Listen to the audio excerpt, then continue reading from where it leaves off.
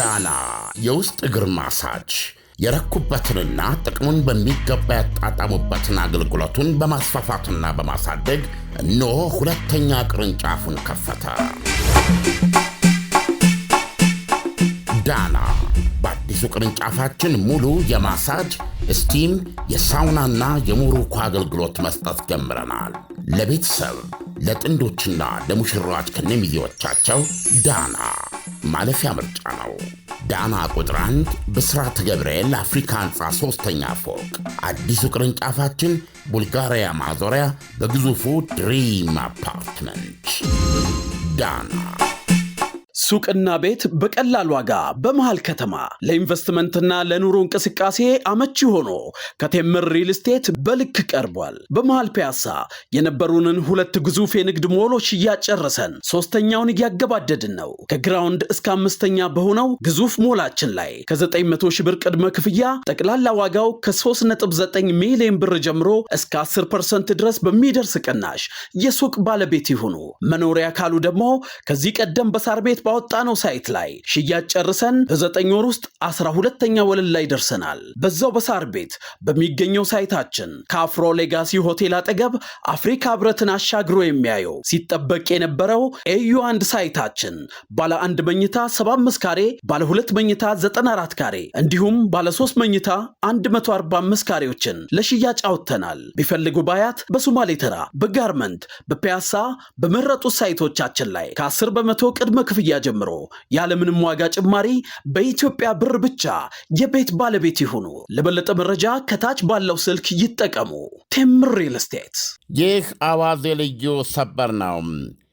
የአሜሪካ ፕሬዝደንት ዶናልድ ትራምፕ ኢራን እሳቸው ባለፈው ሰኔ ያስመቷቸውን የኒውክሌር ማብላያዎች እንደገና እየገነባች ከሆነ አዲስ ጥቃት በፍጥነት እናካሄዳለን ሲሉ አስታወቁ። ትራምፕ ይህን የተናገሩት ኢራን ላይ ሊካሄድ ስለሚገባው አዲስ የጥቃት ዕቅድ ብሪፍ ኬዛቸው ውስጥ ይዘው ነው የተጓዙት የተባሉት የእስራኤሉ ጠቅላይ ሚኒስትር ቤንያሚን ኔታንያሁም የፕሬዚደንቱ የፍሎሪዳ በሚገኘው ማድላጎ መዝናኛቸው ሲደርሱ እንኳን ደህና መጣ ብለው ሲቀበሉ ለጋዜጠኞች በሰጡት መግለጫ ነው። ድራሽ አባታቸው እስኪጠፋ ነው የምንነርታቸው ብለዋል ፕሬዚደንቱም።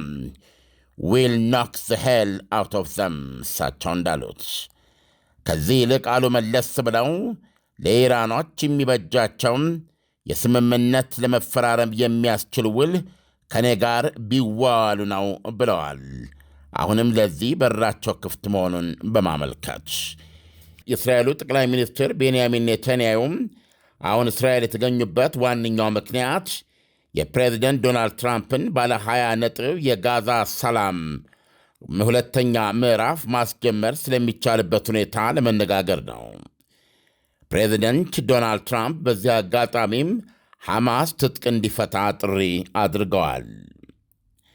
አያይዘውም ፕሬዝደንቱም እስራኤል በአሁኑ ሰዓት እንደ ጠቅላይ ሚኒስትር ቤንያሚን ኔታንያሁ ያለ መሪ ባይሆን ኖሮ ቦታው ላይ ያለው ልጠፋ ትችል እንደነበረ ተናግረው ኔታንያሁ እስራኤልን ማዳናቸውን ይናገራሉ። እሳቸው እንደሚያቀርቡት እስራኤል የገጠማት ሁኔታ ብዙ ቦታ ላይ ወይም ብዙ ሀገራት ገጥሟቸው የማያውቅ ተግዳሮት እንደሆነ ጠቅሰዋል። ዳንኤል፣ በጣም የሚገርም ዜና ነው። በፍጥነት ነው የምንደበድበው ብለዋል ኢራንን እና ይህን በተመለከተ መልሶ ግንባታ እያደረገች መሆኗን እንደዚሁም ደግሞ በይበልጥ የቦሊስቲክ ሚሳይል ማምረቻዎቿን በእስራኤል ክፉኛ ወድመው ነበረ። ሁሉም ባይሆን አብዛኛው ሊባል በሚችል የሚሳይል ማከማቻዎቿም እንደዛ የቦሊስቲክ ሚሳይል አሁን ግን የወደሙትንም መልሶ በመገንባትም ሆነ አዳዲስ በመክፈት የኢራን የቦሊስቲክ ሚሳይል ምርት በጣም እየተፋጠነ ምናልባትም በወር 3000 ሚሳይሎች ማምረት የምትችልበት ደረጃ ለመግባት የሚያስችላት እንቅስቃሴ ላይ ነች በማለት እስራኤል መግለጫ ሰጥታለች። ይሄ ማለት አሁን ያለው የኢራን የሚሳኤል የማምረት በገፍ የማምረት ሁኔታ ወይም የሰፊ የማምረቻ ተቋማት የመገንባትና በዛው መጠን የማምረት ሂደት አንዳች ማገጃ እስካላገኘው ድረስ በወር 3000 የሚደርስበት አካሄድ ላይ ነው የሚገኘው። ይሄ ማለት በቀላሉ በዓመት ከ40,000 ያላነሰ የሚሳኤል ክምችት ይኖራታል ማለት ነው። ምንድን ነው የቦሊስቲክ ሚሳኤል። ስለዚህ ይሄ ብቻውን በራሱ እስራኤል እንዳሰላችው ዲተረንስ ሆኖ ሊያገለግል ይችላል ለኢራን። እስራኤል በኢራን ላይ ዳግመኛ ጥቃት እንዳትሰነዝር የሚያሸማቀቅ ሊሆን ይችላል። ምክንያቱም በዚህ ፍጥነት በተባለው የሚሄድ ከሆነ 40,000 ሚሳኤል የታጠቁ ሀገሮች በዓለማችን ላይ ብዙ አይደሉም፣ ምናልባት ቻይና እና ራሽያ። ስለዚህ ይህን ያህል ሚሳኤል እስራኤል ላይ ሊወርድ ቢችል የመከላከል አቅምህንም ሊያጥለቀልቅ ይችላል። 40,000 ሚሳኤል ለመመከት ቢያንስ 30,000 ከዛ በላይ ሚሳኤሎች ያስፈልገዋል እና የጦር ጀቶች ምን ያስፈልጋል። ስለዚህ ይህ ኢራኖች በአደባባይ እንደሚናገሩት አሁን የዘረጉት ፕላናቸው እና አካሄዳቸው አልፎ ተርፎ በኢራን ዙሪያ የነበሩትንና የተመቱትን መልሶ የማንሰራራት እድል አለው። ምክንያቱም ኢቭን እነሱ ላይ ጥቃት ማድረስ ከኢራን ምላሽ ሊያስመጣ የሚችልበት ሁኔታ ሊኖር ይችላል፣ የሚሳኤል ክምችቱ በሚታይበት ጊዜ ማለት ነው።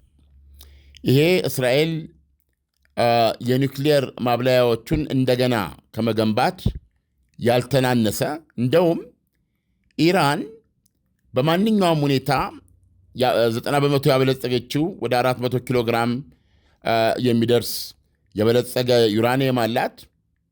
እሱንም ተጠቅማ ሆነ አዲስ ምንድን ይባለው አብላልታ በፍጥነት የኒውክሌር መሳሪያ ለመያዝ የሚያስችላት ሁኔታ ውስጥ ብትገባ ይህን ያህል የሚሳኤል ክምችት ምንም ጥቃት እንዳይደረስባት አቅቦ መያዝ የሚችል ነው እና ይህን የሚሳኤል ክምር እንደ ዲተረንስ እንደ ማስፈራሪያ በመጠቀም የኒውክሌር ቦምቧን እንኳን ለመስራት የምትችልበት ሁኔታ ለመፍጠር ሊያሳስባት ይችላል የሚል ትንተና ነው ያለው። ስለዚህ የእስራኤሉ ጠቅላይ ሚኒስትር ከሰኔ ወር 12 ቀናት ድብደባ በኋላ እንደገና ሌላ አዲስ የጥቃት እቅድ ነው ይዘው የሄዱት ነው የሚባለው ወደ አሜሪካ። አሁን በሚኖራቸው ዋነኛ በጋዛ ላይና እንደዚሁም በሶሪያ ጉዳይ ላይ ይነጋገራሉ የተባሉት እስራኤል በተደጋጋሚ ሶሪያ ውስጥ እየገባ የተደበድባለች። ማናቸው ፕሬዚደንት ዶናልድ ትራምፕ ደግሞ አሁን ካለው አልሻራ ነው የሚባለው የሶሪያ ፕሬዚደንት ከልቡ ጥረት እያደረገ ነው የሶሪያን ሁኔታ ለመቀጠል። ስለዚህ እስራኤልና ሶሪያ በጥሩ ጉርብትና እንዲኖሩ ያላቸውን ፍላጎት የገለጹበትም ጋዜጣዊ መግለጫ ነው። ግን በዋነኛነት የጋዛውን ጦርነት የሚያስቆመውንና የግንባታውን የሚያስጀምረውን እንደዚሁም በሳቸው በኩል የሰላም ቦርድ ተብሎ በሳቸው የበላይ ጠባቂነት የሚቋቋመውና ጋዛን የሚያስተዳድረውን አካል አባላት እየመረጡ መሆናቸውን ገልጸዋል። እንደምናነበው ዜና ከሆነ ከ10 ያላነሱ የአገር መሪዎችም በዚህ ቦታ ላይ አባል ይሆናሉ። የታጩት ለምሳሌ አንዱ የሳዑዲ አረቢያው አልጋወራሽ ናቸው። በአብዛኛው የአውሮፓና የአረብ ሀገራት መሪዎች ናቸው እዚህ ውስጥ የታሰቡት 10 መሪዎች። ከዚህ በፊት በዚህ ቦታ ላይ ተመርጠው ጋዛን እንደ ዋነኛ መሪ ሆነው ያገለግላሉ ተብለው የታሰቡት የቀድሞው የእንግሊዝ ጠቅላይ ሚኒስትር ቶኒ ብሌር እንግሊዝ ላይ ጦር ማዝመታቸው እንደ መነሻ ታይቶ ብዙ ተቃውሞ ስለቀረበበት ከአሁን አባል እንደማይሆኑ እየተነገረ ነው ያለው። ከዛ ውጭ ሆነዋል። ስለዚህ በስሩ 10 የአገር መሪዎች ጭምር የሚኖሩት ይሆንና በተጨማሪም እስከ 17 የሚደርሱ ከፖለቲካ ጋር ምንም ግንኙነት የሌላቸው ፊልስጤማን እስከ 15 ይቅርታ ከ12 እስከ 15 የሚደርሱ ነው ፊልስጤማውያን ቴክኖክራትስ ባለሙያዎች፣ የሙያ ሰዎች በተለያየ መሐንዲስ ሊሆን ይችላል፣ ጋዜጠኛ ሊሆን ይችላል፣ የድር ሊቀመንበር ሊሆን ይችላል። በአጠቃላይ በዚህ መልክ የሚመረጡ ከፖለቲካ ጋር ግንኙነት የሌላቸው ፍልስጤማውያን የጋዛን የዕለት በዕለት ሁኔታ የሚመራ መንግስት የሚያንቀሳቅሱ ይሆናሉ ማለት ነው። በዚህ በሰላም ቦርድ ውስጥ ታቅፈው እነዚህ ነገሮች ፕሬዚደንቱ መግለጫ ሰጥተውባቸዋል። ነገር ግን በዕለቱ ትልቅ ዜና ሆኖ የተጠቀሰው ኢራኖች የኒውክሌር ማብለያቸውን መልሰው እየገነቡ ከሆነ ዊል ኖክ ዘ ሄል አውት ኦፍ ዘም ነው ያሉትና ድራሽ አባታቸው እስኪጠፋ ነው የምንነርታቸው ብለዋል። ዳንኤል ዳና የውስጥ እግር ማሳጅ የረኩበትንና ጥቅሙን በሚገባ ያጣጣሙበትን አገልግሎቱን በማስፋፋትና በማሳደግ እነሆ ሁለተኛ ቅርንጫፉን ከፈተ። ዳና በአዲሱ ቅርንጫፋችን ሙሉ የማሳጅ ስቲም፣ የሳውናና የሞሮኮ አገልግሎት መስጠት ጀምረናል። ለቤተሰብ ለጥንዶችና ለሙሽራዎች ከነሚዜዎቻቸው ዳና ማለፊያ ምርጫ ነው። ዳና ቁጥር 1 ብስራተ ገብርኤል አፍሪካ ህንፃ 3ኛ ፎቅ። አዲሱ ቅርንጫፋችን ቡልጋሪያ ማዞሪያ በግዙፉ ድሪም አፓርትመንት። ዳና። ዓለም የዶናልድ ትራምፕ መግለጫን ተከትሎ የኢራን ምላሽ ምን ሊሆን ይችላል? ነገሩን አድበስብሰው በድብቅ የኒውክሌር ፕሮጀክቱን ይቀጥሉታል ወይንስ በድፍረት ኢራንን ኒውክሌር እንዳትጨብጥ የሚያደርጋትን ማንኛውም ኃይል እንዋጋለን ሊሉ ይችላል ወይ? ዩክሬኖች አሁን ገና ጊዜ አላገኙም። አሁን የተናገሩት ዶናልድ ትራምፕ ብዙ ጊዜ ኢራኖች እስካሁን ባለ ልምድ መልሰን እኛም እርምጃ እንወስዳለን የሚል ነው ብዙ ጊዜ የሚሰጡት ምላሽ። ባለፈውም እንደምታውቀው እንግዲህ አሜሪካ የወሰደችው እርምጃ በጣም እጅግ የምድራችን ኒውክሌር መለስ ያለ ከባዱን ቦምብ ነው ተጠቅማ የኒውክሌር ማብለያዎቹን የደበደበችው እና ያን ተከትሎ በአሜሪካ ጥቅሞች ላይ የበቀል እርምጃ እንወስዳለን የሚል ዛቻ ነበራት። በዙሪያው አሜሪካ የባህር ኃይል መርከቦች አሏት። ራሷ የተባበሩት አረብ ኤሚሬት፣ ኩዌት፣ በተወሰነ ደረጃ ሳውዲ አረቢያም በርካታ ሀገሮች ጋር የተለያየ ደረጃ ያላቸው የጦር ሰፈሮች እንዳሏት ይታወቃል።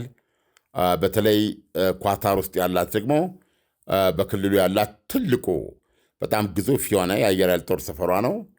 ያው መጨረሻ ላይ ሁላችንም በጊዜው አይተነዋል።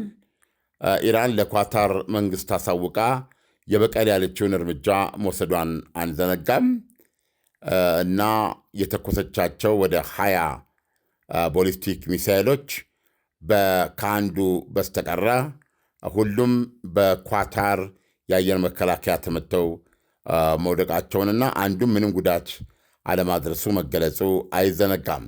ስለዚህ ጥያቄን ለመመለስ ብዙ ጊዜ ኢራኖች ተመሳሳይ ምላሽ ይሰጣሉ ተብሎ ነው የሚጠበቀው። የአሜሪካ ፕሬዚደንትን መግለጫ አስመልክተው ሊሉ የሚችሉት አንድም አይነት ነገር ቢቃጣ እስራኤል የአጸፌታ እርምጃ እስራኤልና የአሜሪካ ጥቅሞች ላይ እንደምትወስድ ማስጠንቀቅ ሊሆን እንደሚችል ነው የምገምተው። ዓለም እንግዲህ በቀጣይ የኢራንን ምላሽና ቀጥሎ የሚፈጠሩትን ነገሮች እየተከታተልን የምናቀርብ ይሆናል። እስከዛው መልካም ምሽት ይሁንልህ። መልካም ምሽት ዳንኤል። ሱቅና ቤት በቀላል ዋጋ በመሃል ከተማ ለኢንቨስትመንትና ለኑሮ እንቅስቃሴ አመቺ ሆኖ ከቴምር ሪል ስቴት በልክ ቀርቧል። በመሃል ፒያሳ የነበሩንን 2 ግዙፍ የንግድ ሞሎች እያጨረሰን ሶስተኛውን እያገባደድን ነው። ከግራውንድ እስከ 5ኛ በሆነው ግዙፍ ሞላችን ላይ ከ900 ሺህ ብር ቅድመ ክፍያ ጠቅላላ ዋጋው ከ3.9 ሚሊዮን ብር ጀምሮ እስከ 10% ድረስ በሚደርስ ቅናሽ የሱቅ ባለቤት ይሁኑ። መኖሪያ ካሉ ደግሞ ከዚህ ቀደም በሳር ቤት ባወጣነው ሳይት ላይ ሽያጭ ጨርሰን በ9 ወር ውስጥ 12ኛ ወለል ላይ ደርሰናል። በዛው በሳር ቤት በሚገኘው ሳይታችን ከአፍሮ ሌጋሲ ሆቴል አጠገብ አፍሪካ ህብረትን አሻግሮ የሚያየው ሲጠበቅ የነበረው ኤዩ 1 ሳይታችን ባለ 1 መኝታ 75 ካሬ፣ ባለ 2 መኝታ 94 ካሬ እንዲሁም ባለ 3 መኝታ 145 ካሬዎችን ለሽያጭ አውጥተናል። ቢፈልጉ ባያት፣ በሶማሌ ተራ፣ በጋርመንት፣ በፒያሳ በመረጡት ሳይቶቻችን ላይ ከ10 በመቶ ቅድመ ክፍያ ጀምሮ ያለምንም ዋጋ ጭማሪ በኢትዮጵያ ብር ብቻ የቤት ባለቤት ይሁኑ። ለበለጠ መረጃ ከታች ባለው ስልክ ይጠቀሙ። ቴምር ሪል ስቴት